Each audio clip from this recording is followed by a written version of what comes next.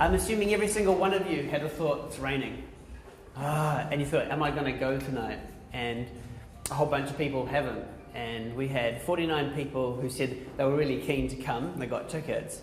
And of them, most didn't show up. The reason why I bring it up is because at life, we've always got this opportunity. There's always some chance that we're given where we can make a change, where a door opens and we can open it, and just as easily we can close that door and go, And our mind justifies things. It comes up with reasons why we can and why we can't.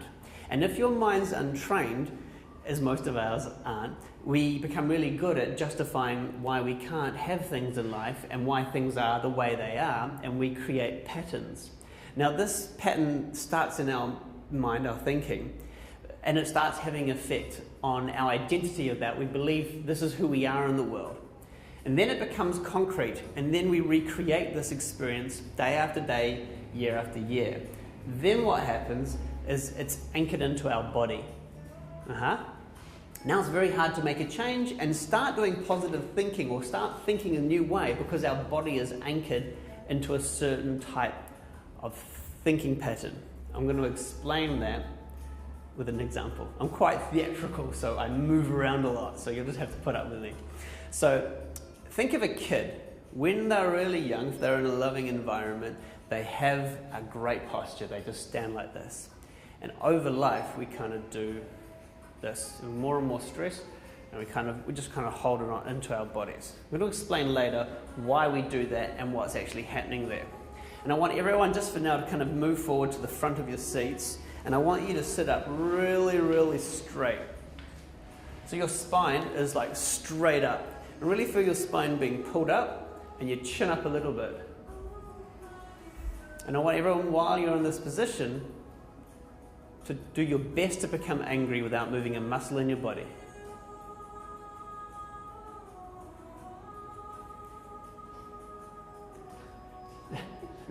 Why does everyone end up laughing when they do this? Because everyone knows anger, but you can't seem to find it all of a sudden. 5 minutes ago you could have found it, but not now.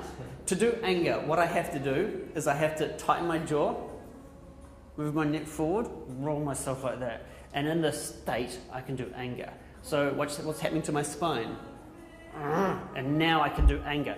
Here, I can't do anger. Everyone, go like that. Arch yourself back, head up. Big breath, head up, looking up to the sky, arch. Notice how you're feeling. Try and have a sad thought and hold it.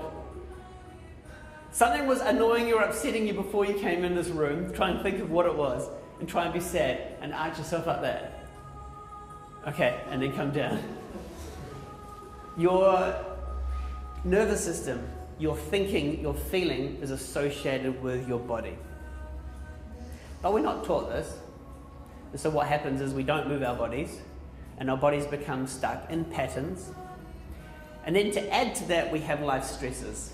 I've got stress from here and I've got stress in this area of my life. I maybe have a financial stress and I may have a relationship stress and I may have just kind of, I'm afraid of, I don't know how to kind of speak or be myself in the situations, like a social stress. Oh, all right, there's so many things.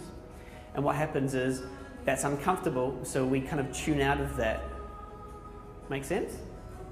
And then we do that for long enough and our spines just kind of go, oh, here's comfort, I'm just going to stay here. And then that experience creates a certain type of world for you to live in. Then what happens is there's many opportunities that you're not going to take in life. And so you're never going to have those chances where you can have a transformation or have an extraordinary quality of life. Is this making sense? Coming in. And so then what happens is we have this opportunity to have something extraordinary happen to us, but we're not seeing it. It's not even part of our consciousness because we're too busy justifying why we aren't where we are because of all our reasons. And our mind can come up with so many reasons about why things are the way they are. That's how the mind works. You ask a question, you may not be aware that you're asking a question. Could be like, why does this always happen to me? So I'm just going to, just so you can have an experience here, just everyone say out loud, why does this always happen to me? Notice how you feel when you say that. Say, what's wrong with this? What's wrong with me? Just notice the kind of how you feel when you say that. Say, I'm determined to see an outcome. Okay. Say, I'm going to do whatever it takes to make a change. What's the gift in this? Say that. Funny. I'm not saying that one. So everyone say, what's the gift in this? Notice how that feels different to before where you're saying, Another example. But by a show of hands, who actually got that? Who actually had an experience change then? Yeah? Most of you will. And some, okay, cool. I'm going to do that example again with different words. Notice how you're feeling right now in your body. Yeah? And without giving yourself a label of your experience, just notice what you're feeling. Okay? And what label would you give it, but don't give it? About to give yourself a label, but don't label yourself, and say, I am feeling, but just feel that, whatever you would describe that feeling.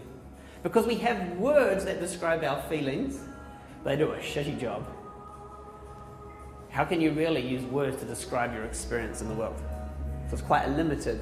Making sense? Okay. So notice what you're feeling, and right now say, I'm feeling okay. Say, I'm feeling good. Say, I'm feeling great. Say, I'm feeling excellent. Say, I'm feeling anxious. Did anyone, when you said the last one, feel a change in the way they felt? Okay. So we use words not being aware of the effect that the words have on the way we feel. We hold our bodies, as I showed earlier, not being aware of what impact that has on us. So it's like we're being quite unconscious in the way what we're saying, it's affecting us, the way we're holding ourselves in our body, and that's affecting us. What happens if certain things that you're saying and certain ways that you're holding yourself in your body aren't working for you? Then what happens is the body starts to build up tension and stress, and it's not right. I believe that we're actually designed to be well. You're designed to feel great in this world. And the reason most of us don't is because we have an inability to really deal with life's day-to-day stresses. Something happens, it's all too much, it doesn't feel nice. I don't like this experience. The very first thing I want to do, as quick as I possibly can, is get rid of it and push it away. So I'll use a drug, I'll use a surgery, I'll do whatever I can to suppress it and act like it's not there. Also, I don't want to admit that it's a part of my experience. So that's gone. So that's part of our culture. It teaches us that. Something happens, don't like it, push it away. Okay? That's fine. Great short-term strategy. What happens if you keep doing that, and you keep doing that, and you keep doing that, and there's something else, and there's something else, and there's something else? How much can you do that before something happens? So we have a capacity to deal with so much. When you have too much, more than that, then something else happens. And at that point, it may be, all of a sudden, I'm experiencing anxiety. Or it could be, now I've got depression, or I've got this aching headache. So I have a whole bunch of people who come into me, and they come in with headaches, or migraines, or back pain, or depression. And I actually don't look at the symptom as what's wrong. All I see is someone whose body's had an inability to deal with whatever's going on in life, and that being very incongruent with who they really are in their core nature.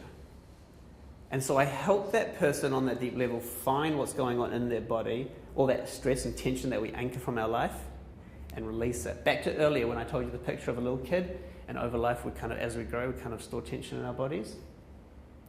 There was a neuroscientist called Alf Brigg, and what happens is he realized that we adapt our physiologies based upon the stress, and what happens is we try and release the tension in life by spinal postural adaptation. Do that and do that. You've seen that lots, haven't you? Yeah? So then what happens is I may walk around this way. If I'm walking around this way and holding myself, my body's anchored into this structure, what quality of life can I possibly have? Here's my range of experience. My range of emotion is like this. How can I possibly experience something like joy or passion all these other amazing experiences if my body's kind of stuck in this space. And I may be thinking all the right thoughts, but it's not working because I'm not allowing myself to be in that experience. So what happens is, for most of us, it's triggered from a stress. Maybe a big trauma or a big life event. Maybe when you were young, it doesn't matter when it happened, it happened. And then what happens is our bodies respond. You feel someone who's had like a big trauma, and their spine becomes anchored into that experience, and it's just locked in that way. They may look perfectly normal to all of us, right? We just see them because they've got all this tension in their body and they're doing whatever they're doing, but they're in this state. Yeah? What impact is that having in their life? They're not even aware of it, so how can they even know? What happens is when you take that tone out of the nervous system, rather than it being all like that, it's like all wound up in a whole bunch of tension. It's like it releases, and there's kind of a flow. Does that make sense? Yeah. Any questions at this stage? I love questions. So just for you guys who came a little bit late, I was explaining to everyone that there's this, the way that you hold yourself in your body is connected to certain feeling states. And so if someone, like, think of this, if someone's depressed, is it this person or is it this person? Which one is it? And how do you know? How did you both know the answer was the person? Why is the person who's depressed holding themselves like this, lowering their energy and kind of putting this way? Why does the person who's got anxiety hold a whole bunch of tension in here, right? And kind of have it locked up and have challenging breathing, right? Yeah? Why does it the person who always justifies why things are going wrong in their life, yeah, and it's always things on the outside that's happening to them, see what I'm doing in my body? Why does that person always happen? Earlier we were talking about being as paramedic, and there was another fellow who kind of always gets confrontation. Why does someone always attract confrontation in life? Some people never have it their whole life. Someone always attracts it. Why? Is it always to do with their thinking? Or is your thinking a product of the way you're holding yourself in your body? That's all making sense? A little bit different to how we normally talk about our body. I put a question to all of you. What happens if your symptom that you're feeling right now in your body, in your life, was there for a reason? And it was there to try and tell you something about who you were in your life. Okay? Maybe you needed to make a change or do something differently. What would you need to do that you're currently not doing that if you did do, you'd have an extraordinary quality of life? And if you could have that extraordinary quality of life, would you? Or would you be too scared? And I use the word scared, and I think it's probably a good use of the word because, like all the people who said they were going to come and didn't come tonight, it's easier to not sometimes. I mean, if you look at people outside of this room, most people aren't living an extraordinary quality of life. Most people aim for average.